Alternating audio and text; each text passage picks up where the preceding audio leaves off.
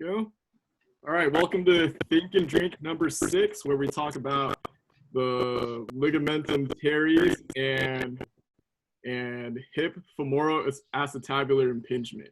So this is picked out 2 articles, 2 very interesting articles for us to kind of deliberate and talk about and see if it kind of changes our clinical practice and things of that nature. So here, I'm gonna share our screen here.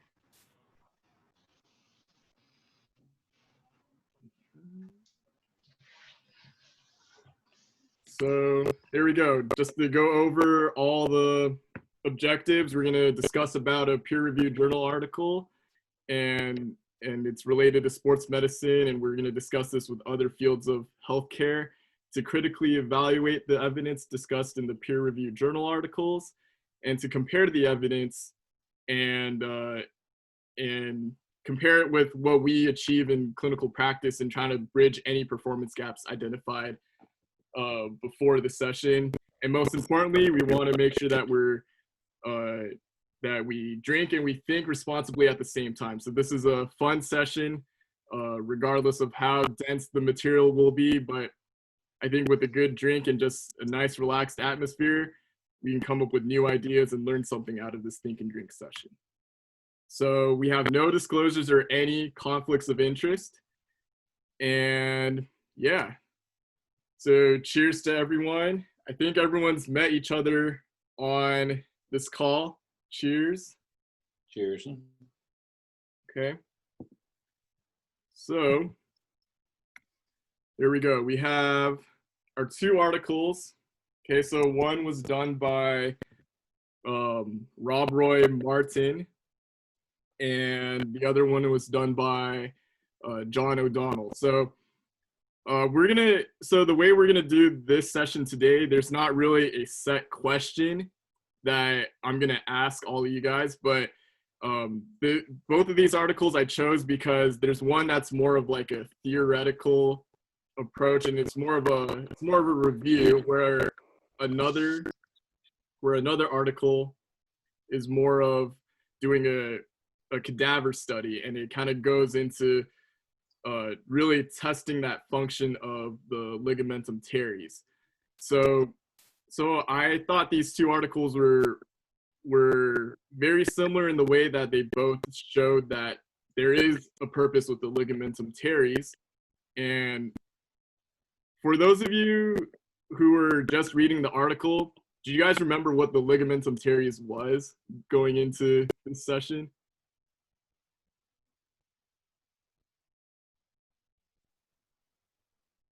What Did anyone have like an idea of what the ligament teres was? No. I have to admit, I was like, oh, I don't know if I've heard of that one before. So right. I feel stupid, thanks. We could keep drinking the IPA, right? There we go. Well, yeah, it's weird. It's like, I felt like with the hip itself, there's like, we always tend to forget about the static stabilizers, and just knowing like there are ligaments that do keep the femoroacetabular joint together in addition to all the muscles, right? So I thought having these 2 articles in our session is just something like, oh, there is something that we do have some sort of stabilizer going into the hip. And I felt like with the hip too, doesn't it just like, do you feel like you had that apprehensive feeling going into, like, let's say someone comes up to you and says, my hip hurts, and you already ruled out it's a hip flexor stretch or a hip flexor strain, and then all of a sudden they're having this like impingement feeling, and it's just like, man, like, where do I begin with this, right? Like, I could crank all these different special tests and light them up in a certain way, but it just never really gave an idea of like why this person's having pain, right? We could always go into that direction of, well, there's a lot of muscle imbalances in the hip, right? That'd be something that'd be like a brief explanation to someone if you didn't want to give like the whole rundown of like all the biomechanical analysis with the femoroacetabular impingement. And yeah, it would just drive me nuts, like trying to evaluate a hip. Like, like what exactly is going on? Like why do these things happen? And I think both of these articles kind of give a really good rundown on the role of the ligamentum teres in the femoroacetabular joint. So to really start off, I think so to go with Martin and his colleagues, his research study and looking at what the ligamentum teres does in the femoroacetabular joint. They took cadavers and they pretty much skeletonized it, meaning they reduced it down to the skeleton, and they vented it and removing all the muscles out of it and just going pure bone and ligament. And then they're able to put the hip into 90 degrees of flexion and just testing what does the ligamentum teres do when the hip is in 90 degrees of flexion, and then going into internal rotation and seeing what that ligament does. And then they first get it into that impingement position where the head of the femur gets into contact with the acetabulum, and then they rotate it even further just to see what results they would get. And I thought this was a really well done study, just trying to really hone in on that function and giving us a better picture of what that ligament does. Does anyone want to add to anything with this article?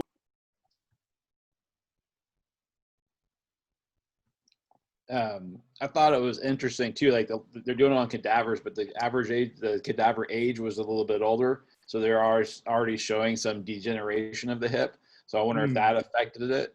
And I wondered too, like, okay, you're taking away all the musculature and the other ligaments of the hip. Yeah, isolates the LT, but how does that affect the hip kinematics as it works, right? It takes away from what they're truly finding. That's what I was wondering. Yeah, I think and that was the interesting too, how they chose the cadavers, because I think they said that 12 out of the 14 hips that they chose had some sort of cam deformity, and just I think what was really cool about their choice of cadavers is that they kind of try to take out the cam deformity out of the equation. It kind of just goes to show that it doesn't really matter what deformity you have. An impingement is an impingement, and that's how they define it, as making that bony contact. And so I thought that was pretty interesting how they chose those cadavers and what they saw with all the hips that they chose. But yeah, going back to what you were mentioning, Scott, with the age of the cadavers, do you feel like it was somewhat related to what they were trying to get at with relating this to sports medicine? No, I think to me, like the article was this, their goal was to isolate that LT and see what it does. Which by doing that, maybe it doesn't matter what age the cadaver is. Maybe it gives us a good indication of what that ligament is actually doing. So yeah, I can only go back to working with 15 to 18-year-olds. I don't think I'm going to see something like this. Mm-hmm. I keep trying to be as well informed on FAI and look at, maybe we got no, it's just a hip flexor strain. And we deal with more, I see the, I feel like I get more avulsion fractures than I do anything else, anything deep hip stuff. I don't know what your guys' feedback on that is. If you're seeing younger patients with FAI, or if you guys are getting impingement stuff, or I know anybody else has come across this, because I don't think I've seen it very much. I'm trying to think of I feel like I've seen more hip flexor strains than I have seen cases of FAI. And I think the interesting thing is, or at least from my clinical experience, a lot of the high school kids, like they do present themselves with some sort of FAI, but it doesn't seem as bad as they say it is. Like they'll still try to play through or compete through FAI symptoms. So I think it's just interesting to see kind of think of this study, even though they used cadavers with lifespans between 55 to 93 years, and then still try to but then realize that it didn't really matter like what age, but just seeing the biomechanical aspects of it. Yeah, what you were saying, Scott, with you haven't really seen a lot of it in your population. I have to agree. We have one guy that I can think of right now that we know has like an FAI type pathology, and it's just because he came in from high school with MRIs of both hips, and his structure is just bad. He's really, knock on wood, he's probably going to have a labral repair while he's here, if not when he's done playing. It's just something we already know we deal with, and it flared up on us once in the fall, and that was a nightmare to try to get it calmed down and him to be able to go out and pound on it every day again. So that was fun. But yeah, I don't see it a lot. One thing I thought was interesting too, and I don't know, you guys might have more insight to this, when they were looking at the degrees of internal rotation where the impingement started to occur, it's like 9 degrees. But then they could take them into an end-range IR up to like 21 degrees. But at that point, the femoral neck started to act as a fulcrum for the rotation. So I'm curious, and they said that's where like the LT would start to, like, the slack would be gone and it would be more tight and help restrict that internal rotation. I'm curious on how often would you ever see somebody get to that level of IR if it wasn't in like this cadaver setting? I don't know. I thought that was pretty interesting. Yeah, I would feel like in most cases, if it were going to go past that impingement point, it would have to be something traumatic at that right point. And like, what else would you damage in that scenario? It's got to be bad. Yeah. Yeah, I would agree. But then I wonder, because if the other thing too is, in this article they also talk about how over time, if you had let's say like this femoroacetabular impingement trying to create this micro instability in the joint, and you'd pretty much stretch out that ligament over time. I would think that over time you would potentially be able to get more of that internal rotation, and that would lead to a whole nother set of problems. So yeah, I think that's an interesting point that you brought up.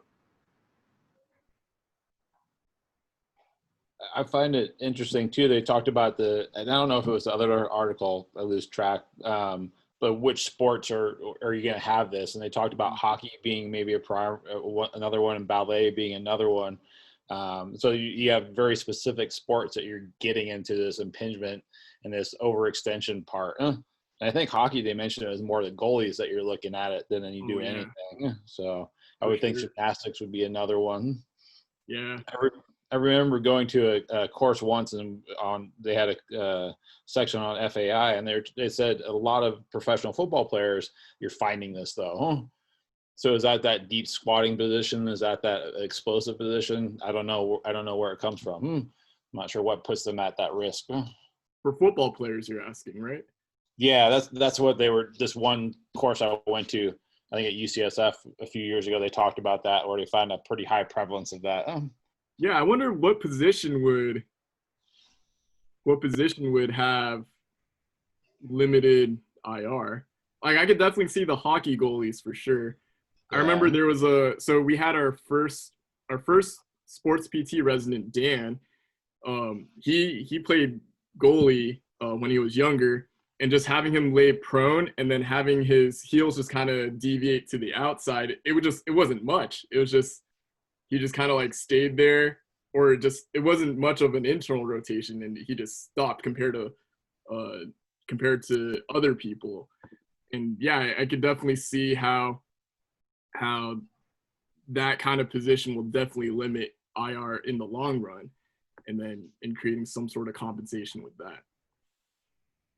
Well, in football, I could make a case for almost every position as to why at some level. Offensive linemen, what do? They start at that deep squat position. They have to get back, and what do they teach these days? Is it's a bucket step or it's a T-step. So it's an external rotate, plant that foot, and go back into that pass set where you're just always working external. And, same thing for DBs, safeties. They teach like T-plants now where you're back pedal, and then you plant, you flatten that foot, open up into external rotation, you come back forward. Maybe you have to break all the way down and get back. And there's just so much in and out of that deep squat flexion that, I don't know, no one ever – there has to be a certain degree of controlled internal rotation. And a lot of guys don't have it because we don't ever train it. It's not something that you intentionally work on. And I think, you can make a case for just about every position. Yeah. Let's see, anyone else have any other patient populations that they would see like a lack of internal rotation or some sort of FAI case going on? My lead clinical rotation in school was at a dance department. So I'm not exactly sure because not many of them went and got imaging, if like how many of them were true FAI or CAM pincer lesions. But for sure, like that population, especially in like, they're not professional setting, they're at a school like dance department major setting, like they're not being careful about how they instruct. So my impression is that a lot of them have like not ideal femoral anteversions or retroversion in order to hold that turned out position for dancing. And the overtraining of like the kicks and like the hip flexion, I think that's what gets a lot of them some issues. Yes, but also like prior to this, I wasn't even thinking about the ligamentum teres at all. So yeah, I feel like these articles are just definitely somewhat mind-blowing, just knowing that there's some sort of stabilizer going in into the hip. Just real quick, just piggybacking on Audrey, like for our synchro team, I've seen, well, obviously we see a lot of hip stuff, but it's also very different to ballet or any of those dancing sports because it's not weight bearing, right? So it completely throws all the assumptions off. I feel like I've had maybe one FAI girl, but we never got imaging done, so I wasn't 100% sure of that, but none of those were like non-manageable. So it was more so hip flexor stuff, as Scott was saying as well. But yeah, synchro is definitely a sport that we could potentially see that I wish we could do more imaging on them and actually go down to the bottom of the hip problems, but obviously they're so young and their injuries come and go. Thankfully, they're not super serious, so we just can't necessarily know for sure if it's an FAI just yet. Right. Yeah. I thought what was also an interesting point that they brought up with this article is about surgeons who do open procedures and resecting that ligamentum teres, knowing, or usually the initial thought was that the ligament teres didn't really do much, so it was okay to take out that structure in the hip. I think one study that they referred to, I think it was done by Phillips, not me, but some other guy. So Phillips and his colleagues noted that only 24% of patients after surgical excision of the ligamentum teres during open osteochondroplasty for CAM deformities were found to be symptomatic with regard to instability. That part kind of stood out to me because it was only 24% of those patients. I mean, it's not a big number, seeing that the ligamentum teres did act as some sort of a stabilizer. But going further into it, you're talking about how even after they resected it, a lot of the patients reported pain, and we'll go more into that part in the other article. They go way more in depth with the pain generating, but yeah, I think that was interesting how the whole article, they were talking about how it would serve as a secondary stabilizer, but after taking out that ligamentum teres, there's only a quarter of those patients that really reported having instability of the hip. So I thought that was, in a sense, it was a little ironic for me, but we can kind of see that the ligamentum teres isn't the main stabilizer per se. I don't know where you guys' thoughts on that.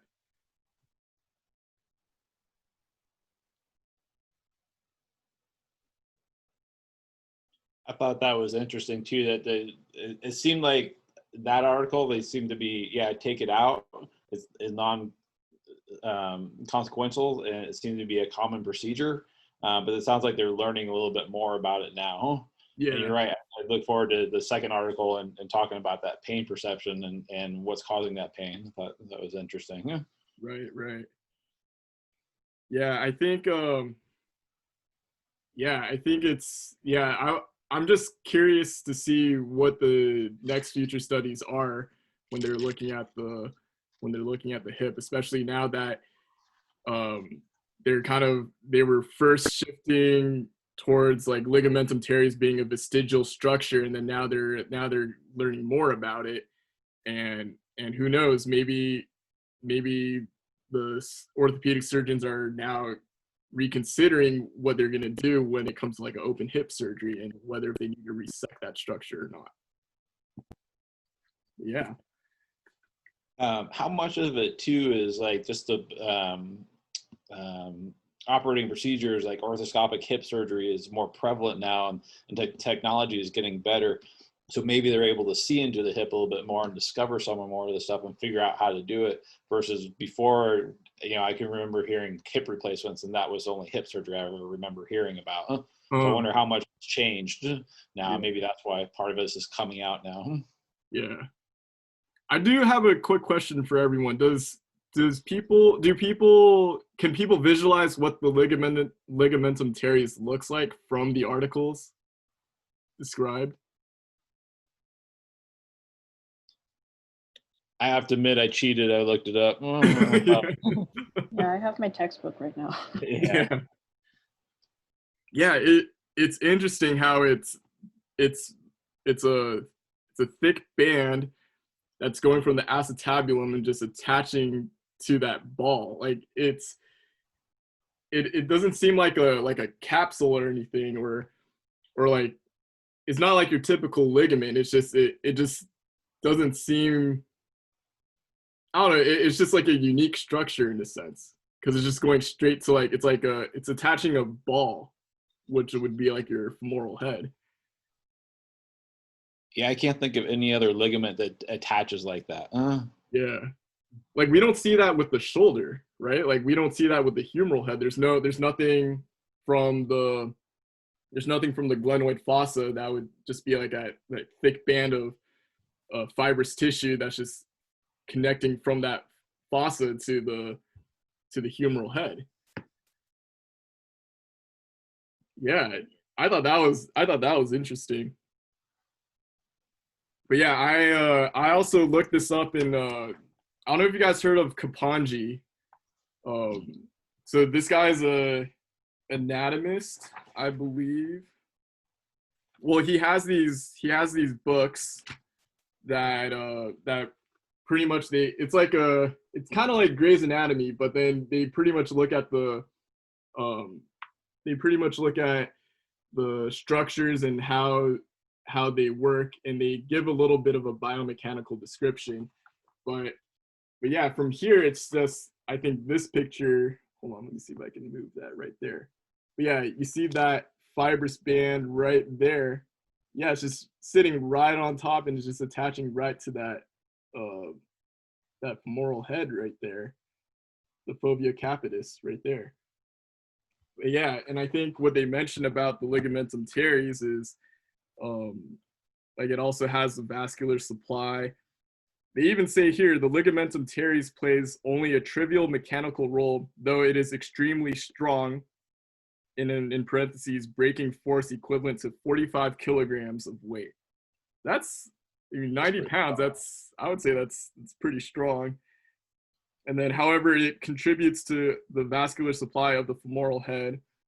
And then they go more in depth with the vascular supply. But yeah, it's just interesting what they thought of with the ligamentum teres a while back.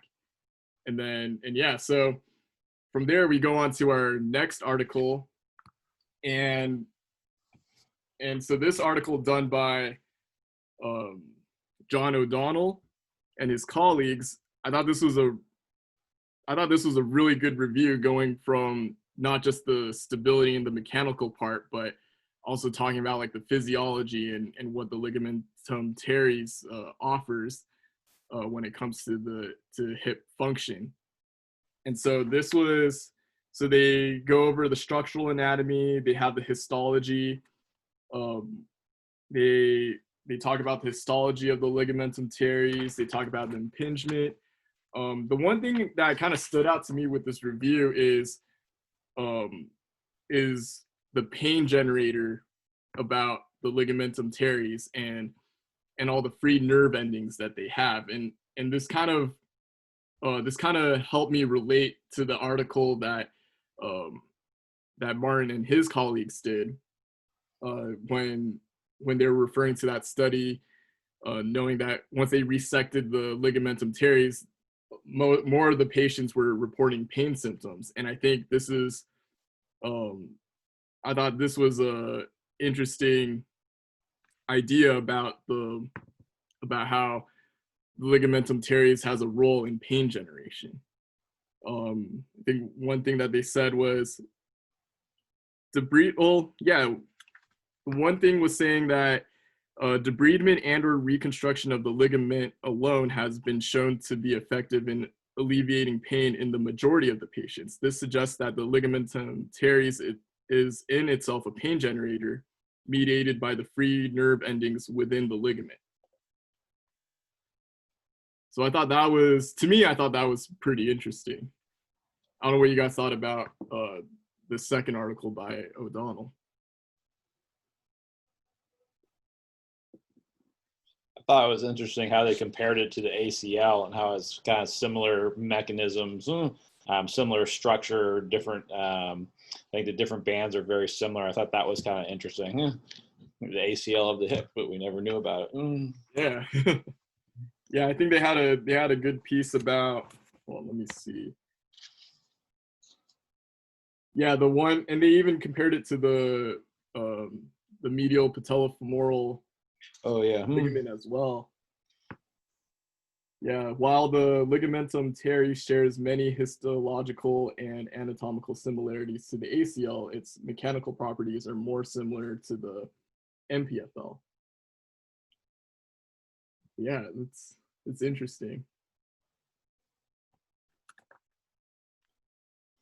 And you think if you look at all the other ligaments in the hip and this ligament laying underneath, I question, like, what is its role? You know, they're questioning that too. Is it the primary stabilizer or the secondary stabilizer?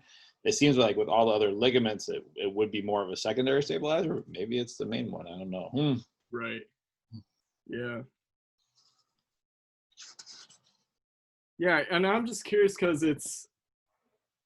I think with any sort of FAI, now that I'm thinking about it, since it's,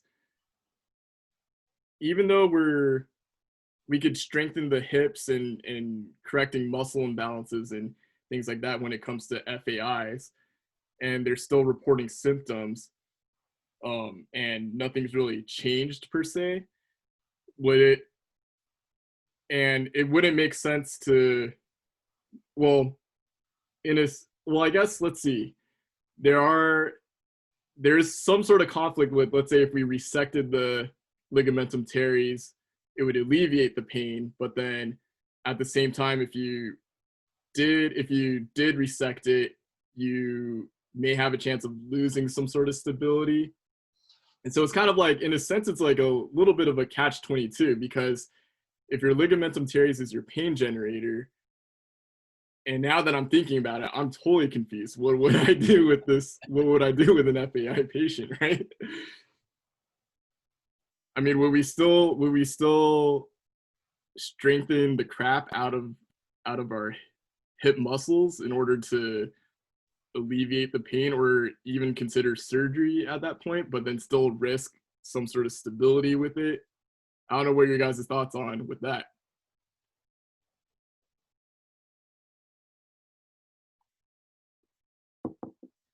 Here's my question for you guys all. Like, how are you gonna, is there a special test to isolate the LT?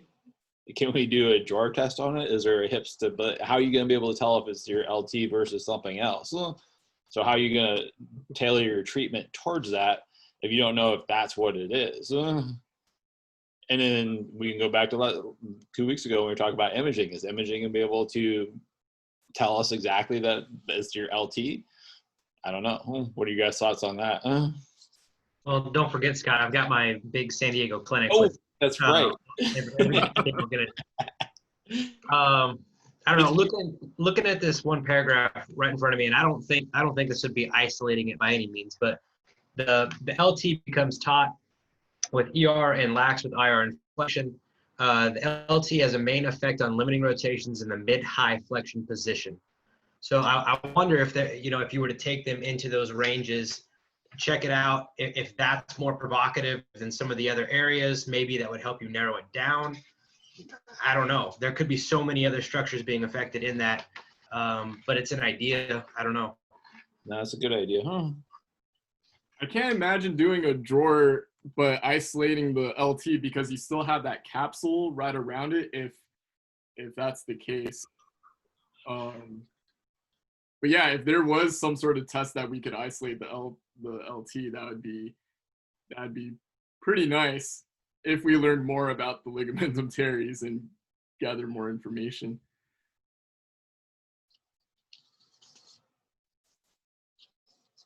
Abdul and Isabel, do you guys have any thoughts?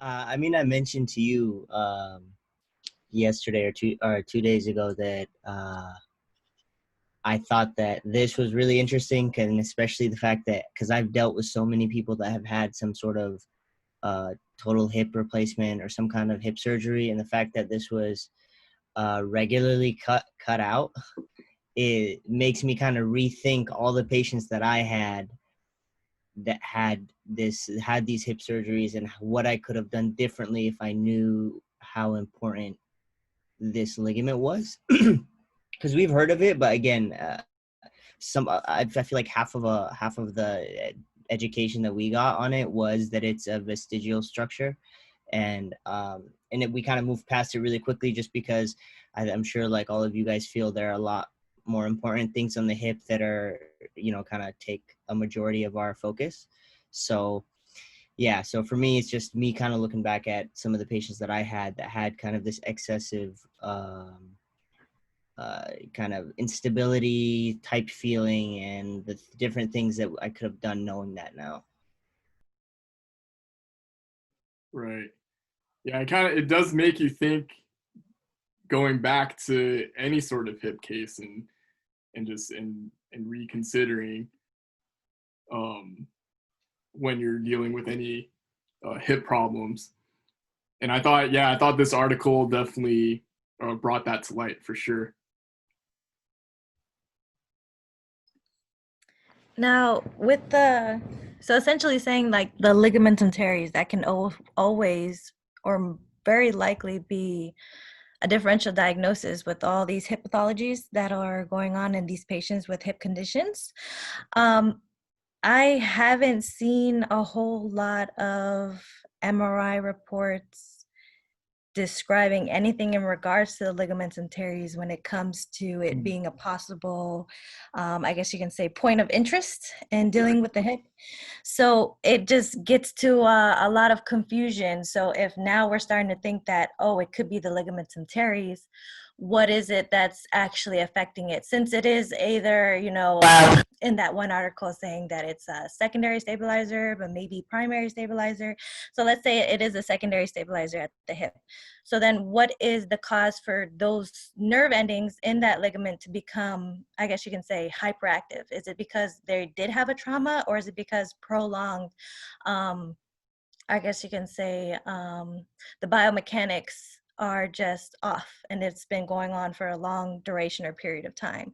So when you fix the biomechanics, when you fix the posture, when you get those muscles that are supposed to be activating in certain ways, does that become alleviated at the ligamentum teres, or does that ligamentum teres continue to be an issue?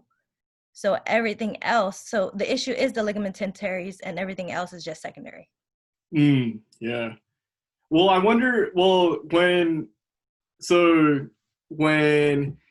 they do an MRI on the hip, it just makes me wonder what position they put the hip in, because when you mentioned that the ligamentum teres wasn't really much of a point of interest when it comes to like the MRI report, like, in your experience, when they do an MRI on the hip, are they putting them in a certain position or not? Not that I can actually remember or talk to the MRI techs about what position they're putting them in, for the liking of the hip specialized doctors. No, I couldn't really say for sure. I just know that I believe there's an external rotated view. There is a standard either standing or laying and supine view. Other than that, I don't know exactly what other views that they're actually looking for. Got it. I see.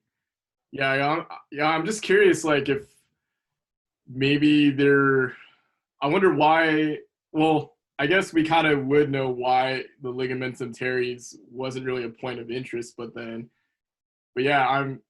now with these articles showing up, maybe that's something to look into, when they're performing imaging on the hip.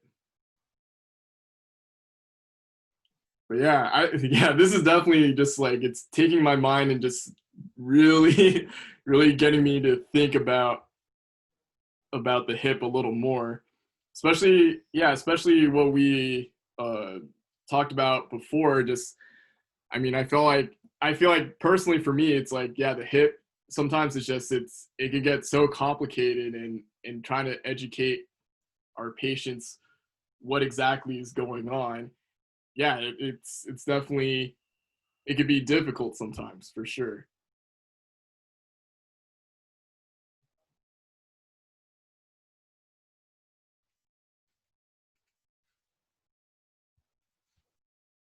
Here, I'll bring this up. You guys are, anybody know who Bo Jackson is? I'm probably showing my age a little bit too much, but you guys know who Bo Jackson is?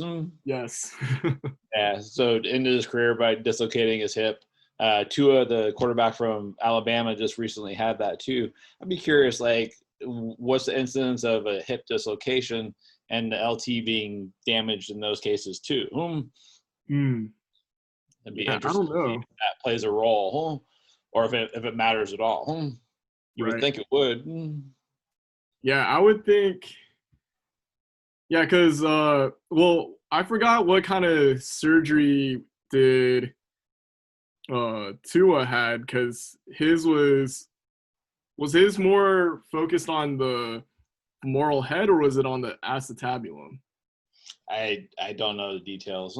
Yeah, I don't know. That'd be interesting if they did resect the ligamentum teres, or they kept it intact, if they knew something about the ligament itself. Well, Bo Jackson had a total hip, right? Or was it? No. No, he, I don't. yeah, I don't think so. I think he did. I don't know if he did eventually or not. Right. But he is big thing in hip dislocations. They talk about avascular necrosis being a big thing. How much does the LT affect that because of that vascular supply that it has? Yeah, I would think so. Yeah. Yeah, and then I think what was interesting about this article too is I think what they mentioned after. So if we look in the section of that biomechanical studies of the LT in isolation, they even looked at the function of the LT when you move the hip into external rotation. So in a sense, it does make sense the way that the LT is structured and how it's kind of like a ball on a string, and you can pretty much get that ligament taut in different ways, and it's not just going into internal rotation that you would have that taut as well. But then if you go into if you go into, it says, let's see, the LT becomes taut with external rotation and lax with internal rotation and flexion. So I thought that was interesting for this article to point that out, because in the Martin study, they were looking at how if you go into the flexion and internal rotation, you would see the LT becoming taut rather than lax. So yeah, I thought it was interesting to see those two different ideas pop out, and in a way it's kind of conflicting, but I guess it really depends on like what degree of flexion are we looking at, and how much internal rotation would it still be considered lax in a way.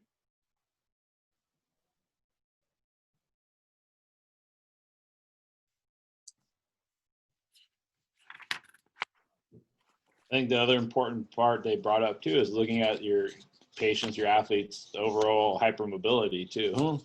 And maybe that's a good way to determine if you're more at risk for an LT injury as well.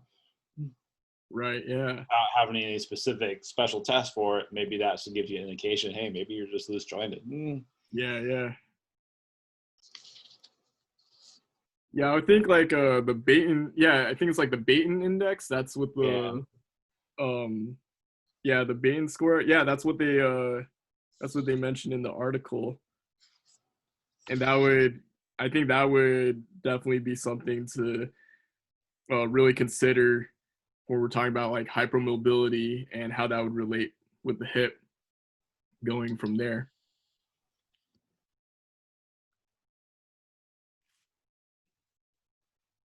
Anyone else want to add any thoughts?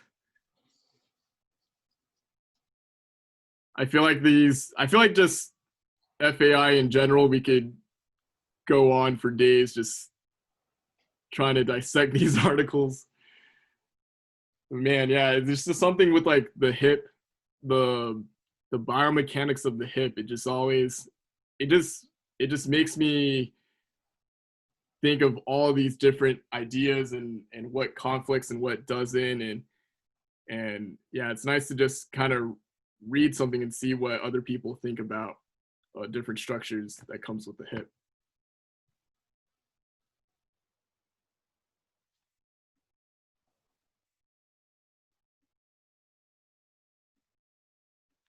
Okay, so let's see. So that was our last call. If anyone wants to add anything about hip FAI, the LT, I think long story short, there's still a lot to learn about the LT, but would we all agree that there is a role that it plays in the hip joint? We all kind of agree. Correct. Yeah, I think there's still it's still a lot more to learn, and I think just the theories and what they were able to come up with, I think it just gives us a good direction. And I think for me, especially when we're talking about looking at the FAI, and let's say we did like a Faber's test and we're doing all of our hip special tests, and I think just keeping the LT in the back of my mind and knowing like, okay, it could just be the pain generator from there, and even though we do a lot of strengthening exercises and figuring out how to stabilize the hip, I think just having and just knowing the sport and the positions that some of our patients have to go through on a daily basis in order to excel and perform well, I think the LT is definitely something that I could really bring up and talk to the orthopedic surgeon if they know something about the ligamentum teres, and think, well, do we have to address that issue in some way, whether it's doing some sort of analgesic intervention or considering some sort of procedure. I think that's just something that it's something worth to consider after reading these articles.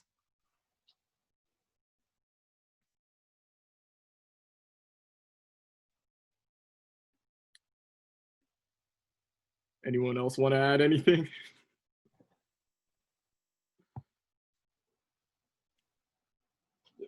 I guess my main point when I would look at this, and yeah, we're still learning a lot about this ligament and what its function and what we do. Does it alter the treatment if we can't really get a good imaging of it? If we don't know for sure, are we going to treat anybody different, or are our treatments going to stay the same for how we treat hip injuries? And to me, I'm going to still probably treat somebody the same and not consider it that much, or else something comes up. So that's my opinion on that. Got it. Yeah, kind of same as Scott. I remember we had the Eric Mera course, the hip course, about 2 years ago. I don't remember if you, Phil, was there. Were you there, Phil? For Eric Mera? I don't think I was there. Like 2 years ago. Anyways, but he was basically saying that like FAI or CAMS or any of those, like the base of the rehab would be the same, right? Like glute med strengthening and all that. So I would assume that like if it's not a huge it's not like a huge trauma, or it's not a acute injury, you would treat the same way most of the hip injuries, right? So I would just agree with Scott about that. Right. That if it's not very serious, the ligamentum teres issue, then if your treatment works, then why do something else, you know? Right. Yeah. Yeah, I think one thing that I'm not necessarily going to change, but anytime I have a kid get a hip MRI or anything like that, I'm definitely going to be like, is the LT involved in there? Like, I'm definitely going to be looking for some whiteness in that area. Like, if we see it, that's cool. I don't know. I'm definitely just going to keep an extra little eye out for getting those results back and take a peek and just kind of see what the doc thinks about it when we get to that situation. But yeah, I think especially now, it's like you're not going to tell someone to really, like, you can't tell a patient, oh, watch out for your ligamentum teres. Like it just doesn't. First of all, it sounds weird, and then second of all, it's like it's a structure that's just, yeah, we're still learning about it, and you don't want to lead the patient down the rabbit hole and come up with all these different theories about it. But what we already know is that all the hip strengthening exercises, we can still stabilize the hip and just going through the rehab in that fashion. Right. All right, cool. Any other thoughts? Anyone want to share any clinical experiences? Cool. All right, so let's see. We're gonna have our next Think and Drink, I believe it is, let me just double check the calendar here. I think the next one's going to be July 2nd. So they'll be going into the Independence Day weekend. So if we want to get all of our knowledge out there before we celebrate and go crazy, I think this would be definitely a great Think and Drink session to go to.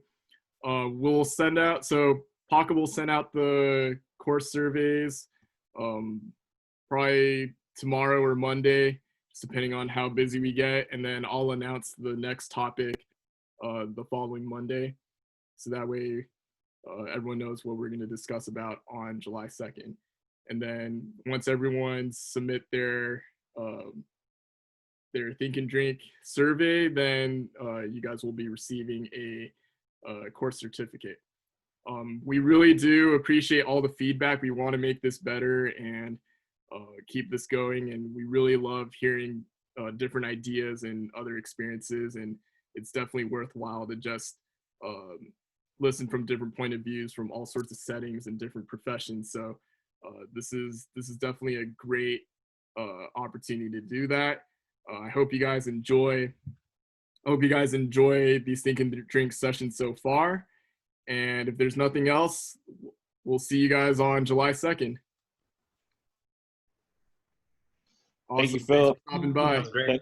Thank you. Thanks, Phil. Thanks, All right, Phil. take care. Bye, guys. Bye.